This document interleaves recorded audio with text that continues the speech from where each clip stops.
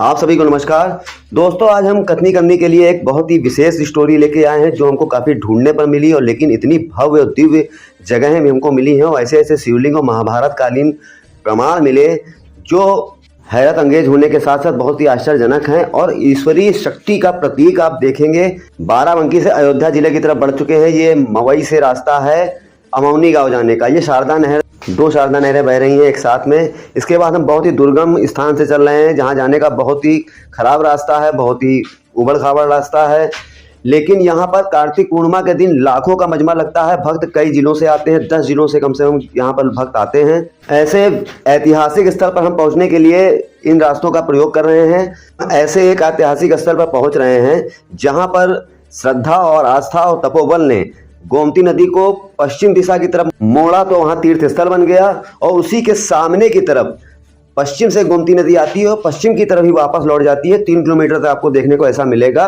और उसके ठीक सामने एक ऐसा महल था, राजमहल था, राजा की सल्तनत थी, वो पूरी नाश हो गई। कि उसका सर्वनाश कैसे हुआ, वहां पर अब मात्र वहां कुल देवी, कुआं, भैंसासुर के अलावा केवल खंडहर है, दीवारें हैं और थोड़ी दूर पर गोमती नदी है। इन तीनों को पूजा जाता है, ग्रामीण पूजते हैं। इन दो स्थलों पर जहां हम जा रहे हैं, दोनों जगह के पहुंचने के लिए 2 जंगलों को पार करना पड़ता है। दुर्गम स्थान है लेकिन लाखों की भीड़ यहाँ आस्था की प्रतीक है। सबसे पहले आपको हम भैंसासुर के पास ले चलते हैं। भैंसासुर जो हैं अब काफ़ी ज़मीन में धंस चुके हैं। लोग बताते हैं पहले आज से 2-4-5 साल पहले काफ़ी ऊपर से धीरे धीरे ज़मीन में धंसते चले जा रहे हैं। ये सामने आप देख रहे हैं पत्थर नुमा भैंसासुर है। यहाँ पर दूर दूर से लोग पूजा करने आते हैं, अपने पशुओं के लिए यहाँ पर पूजा करते हैं। पूजा करने का फल उन्हें 2-4 दिन में मिलता है। ये देखिए भैंसासुर का ये प्रतिमा है। अब ये धंसती चली जा रही है ज़मीन में। जानवर स्वस्थ हो जाते हैं, पशु स्वस्थ हो जाते हैं।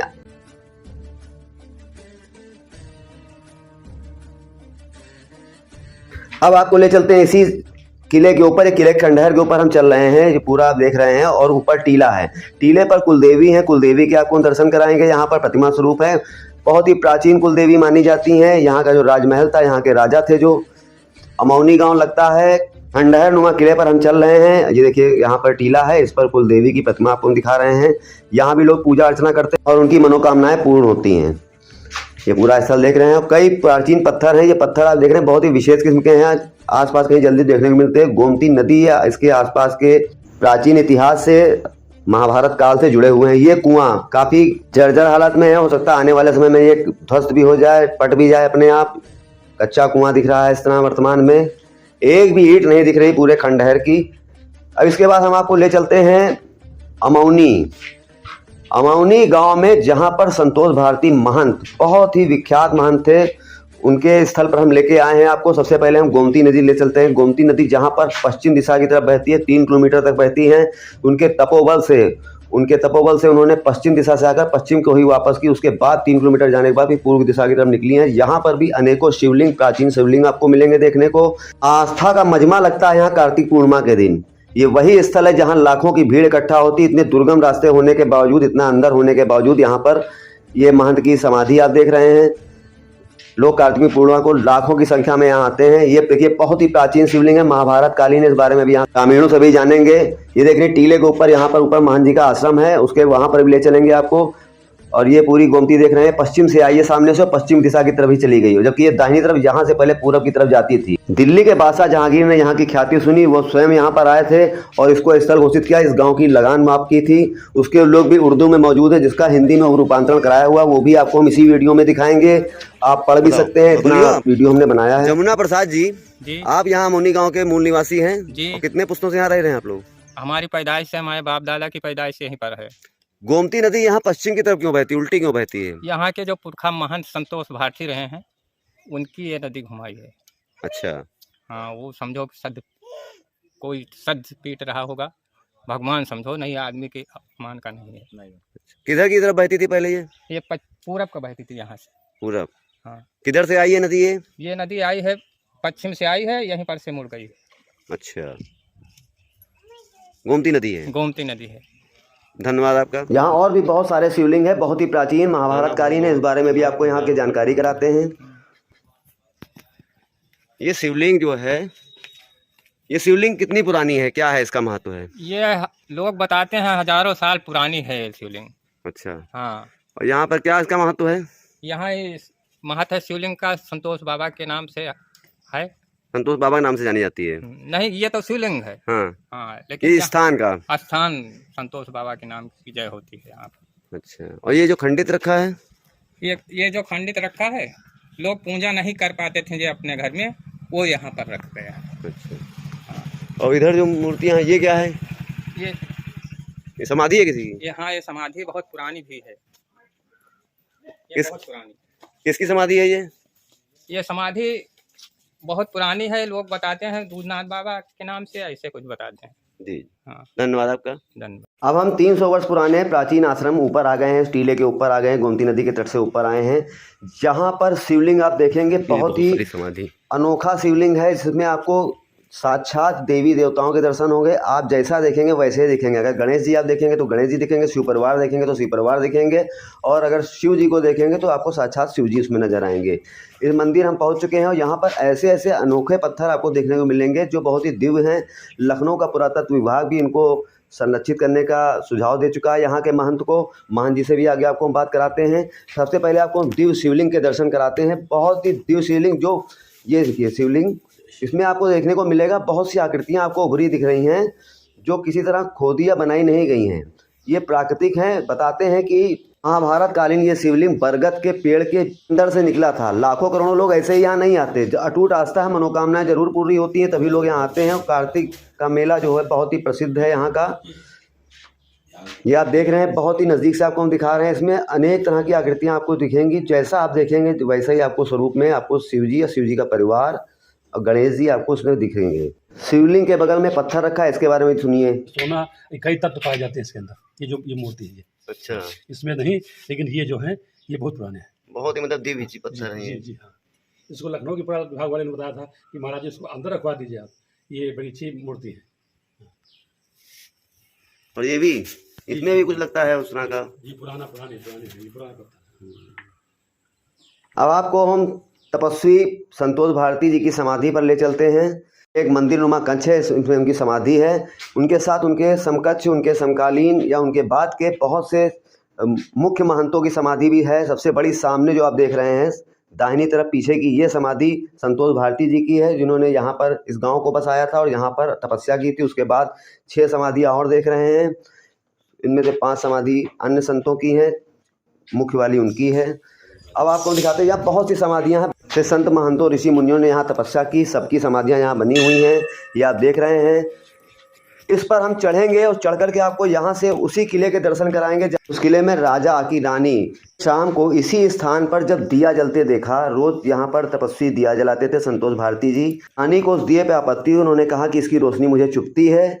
उन्होंने सैनिक भेजे। तब तपस्वी संतोष भारती ने उन्हें कहा कि या आपका दिया जलेगा या मेरा जलेगा। उसके बाद उस सल्तनत का नाश हो गया और बादशाह की महल खंडहर हो गया और कोई दिया जलाने वाला नहीं बचा। ये देखिए, बहुत ही प्राचीन प्रतिमाएं हैं, पांडुकालीन मानी जाती हैं, बहुत ही पूजनीय हैं। इसके अलावा आपको गणेश जी की प्रतिमा भी दिखाएंगे, पांडुकालीन वो भी हैं। इस सामने आप देख रहे हैं गणेश जी की प्रतिमा। अंतों नहीं, आम लोगों की इनमें बहुत अटूट आस्था। आश्रम और नदी के तट पर आकर के आपको इतनी शांति और ईश्वरीय कृपा की अनुभूति होगी जितनी कभी नहीं होगी। ये सामने से आप देख रहे हैं, किला जो था वो ध्वस्त हो चुका है, खंडहर हो गया, जहाँ को हम ले गए थे। और दूसरी बात ये अमौनी गाँव क्यों पड़ा?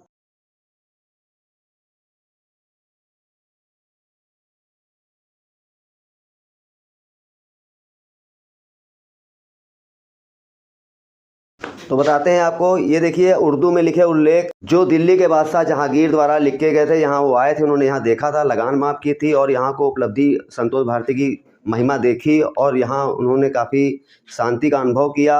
और लिखित में प्रमाण आज भी यहाँ मौजूद है। इसका और हिंदी में भी अनुवाद है, वो भी इसी वीडियो में आप अभी आगे देखेंगे। और आपको एक चीज़ और बता दें, मौनी गाँव के बारे में जो प्रसिद्ध है, सबसे ज़्यादा विख्यात है, दूर दूर तक मशहूर है कि 9 मौनी 1 अमौनी, मतलब सरयू में 9 मौनी स्नान करने का पुण्य एक बार अमौनी में नहाने से ही मिल जाता है। अब ये देखिए उल्लेख, देखिए हिंदी में भी रूपांतरण है, आप देख सकते हैं। इसके बाद हम यहाँ के महंत जी से विस्तार से जानकारी करेंगे। पूरी बात सुनिए, पूरा वीडियो अवश्य देखिए। इस तरह आप सभी ने कथनी करनी को सराहा, वो हमारे लिए बहुत ही गर्व की बात है। आप सभी का आभार, अभिनंदन। महंत संतोष भारती जी हमारे साथ हैं। अमौनी गांव में हम पहुंच चुके हैं और यहाँ के बारे में जो बहुत ही प्राचीन चीज़ें निकल के आई हैं, पश्चिम दिशा में बहती हुई गोमती, इसके अलावा महाभारत कालीन अनेकों यहाँ पर उल्लेख और प्रमाण मौजूद हैं। स्वागत है आपका कथनी करने पर महंत जी। तो महंत जी, बताइए कैसे क्या इतिहास है, किस तरह से पूरा यहाँ के बारे में जरा डिटेल से बताइए। यहाँ के इतिहास बहुत ही पुराना इतिहास है। हमारे महाराज जी, आदि गुरु हमारे संतोष भारती जी महाराज का ये बसाया पूरा गांव अमौनी, और ये हमारा स्थान उन्हीं से जागृत किया हुआ है। यहाँ पहले जंगल था। महाराज जी कहीं से मुंगेर जिले से इधर से आए थे, आज 450-500 वर्ष पुराने उसका हिस्ट्री है कि 400-500 वर्ष पुराने महाराज जी तब यहाँ आए, और यहाँ जंगल था। अच्छा जंगल, घना जंगल दे करके और गोमती का तट दे करके वो जो है भजन के उद्देश्य से घर से निकले थे, और भजन के उद्देश्य से वो जंगल में आकर यहाँ निवास किया, और काफ़ी समय तक उन्होंने भजन लगा के धुनी भजन किया यहाँ पे, और इस स्थान को सिद्ध किया। और ये हमारे जो अमरनाथ महाराज पुराने महादेव जी हैं, ये पांडवकालीन पुराने महादेव उसी जंगल में एक वृक्ष के में वो निकले हैं। तो महाराज जी ने कटवा कर इनके बाहर इनको कराया है, उसके बाद इसका निर्माण हुआ है। तो ये पुराने पांडवकालीन के महादेव भी विराजमान हैं। और गोमती जी महाराज जो बह रही हैं, ये हमारे आज संतोष भारती जी महाराज थे, वो उस नदी के दिशा के उस पार जो है वो दिशा मैदान जाया करते थे। तो नाऊ एक था महाराज जी के साथ, जल लेकर जाता था वो महाराज जी की अजमत लेने के लिए, और नदी में जाते थे तो थोड़ा थोड़ा पानी बिल्कुल रहता था उनको, तो वो पार में जाते थे। तो एक दिन उसने महाराज जी का परीक्षा लेना चाहा कि महाराज जी जल में चलते हैं और उनको जो है डूबते नहीं हैं, तो वो कदम अलग कर दिया महाराज जी के, और महाराज जी ने कहा था कि जिस दिशा हम चल रहे हैं उसी पे कदम आप भी रखना। तो वो महाराज जी की अजमत लेने के लिए जो है अगल बगल पैर रख दिया, तो डूबने लगा। महाराज जी ने देखा कि ये तो हमारी परीक्षा ले रहा है, तो उसको निकाला बाहर और बोला आज से परीक्षा मत लेना मेरी। तो वो महाराज जी दिशा गुजारे थे। जब महाराज जी बुजुर्ग हो गए तब ये प्रार्थना किया, तो ये गोमती जी जो है पूरब से पश्चिम को वही जिसमें कि आधा मकान, बहुत बड़ा मकान बना था वो नदी में, बड़ी बड़ी शिला का, वो सब उसी नदी में ढह गया पूरा मकान भी। ये महाराज जी की हमारी हिस्ट्री है यहाँ की। जो राजा का किला ढहा, उनका वो पूरा नाम सर्वनाश हो गया, इसको बोला जाता कर सकता है, तो कैसे क्या हुआ इसके बारे में जरा बताइए। महाराज जी यही बताया जो कि जंगल में महाराज जी बैठे भजन कर रहे थे, और शाम को जब होता था तो उनका चिराग अपना अपनी संध्या जो बंदन करते थे महाराज जी, तो वो अपना चिराग जलाते थे।